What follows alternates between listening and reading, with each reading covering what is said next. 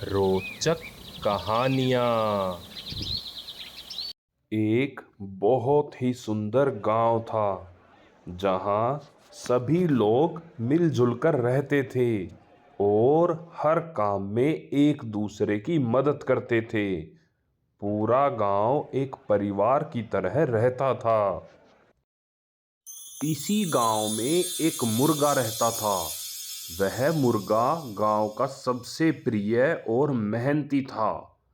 उसकी आदत थी कि वह हर रोज सूरज के निकलने से पहले ही अपनी जोरदार बांग देकर पूरे गांव को जगा देता।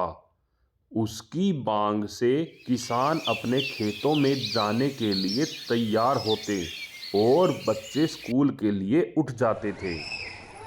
मुर्गा अपने इस काम को बड़ी ही ईमानदारी और जिम्मेदारी से करता था।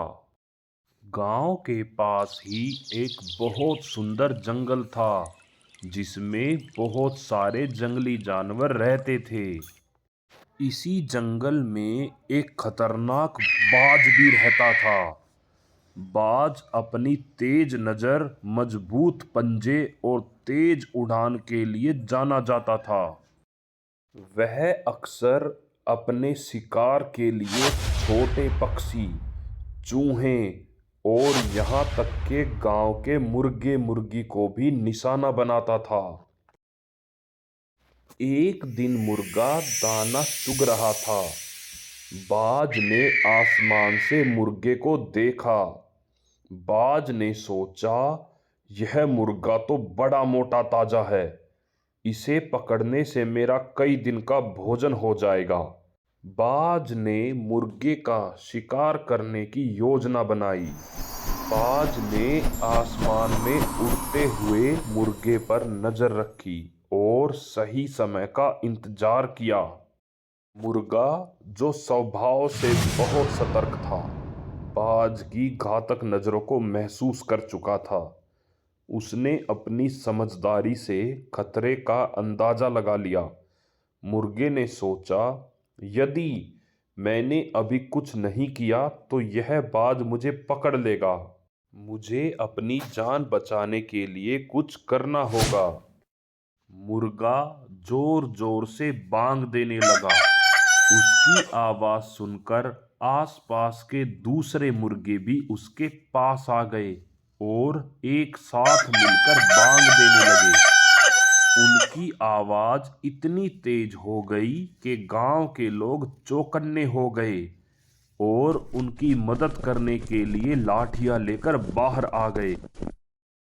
बाज ने जब देखा कि पूरा गांव सतर्क हो गया है, तो वह समझ गया कि अब मुर्गे को पकड़ना मुश्किल है।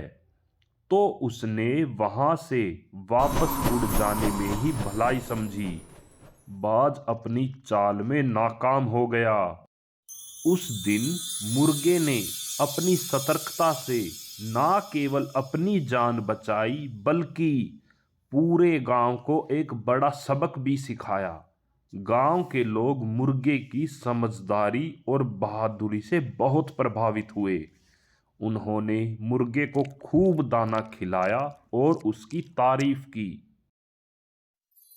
इस कहानी से हमें यह सीख मिलती है कि मुसीबत कितनी भी बड़ी क्यों न हो, अगर हम सतर्क और समझदार हैं तो उसका समाधान जरूर ढूंढ सकते हैं। साथ ही अगर हम दूसरों की भलाई का सोचते हैं और अपने काम को ईमानदारी से करते हैं तो हमें सम्मान और प्रशंसा भी मिलती है।